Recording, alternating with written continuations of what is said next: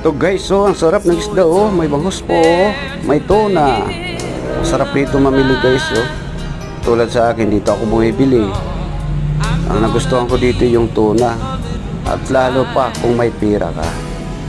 Ito oh, maya-maya isda sa bato. Ito ang pinakamasarap.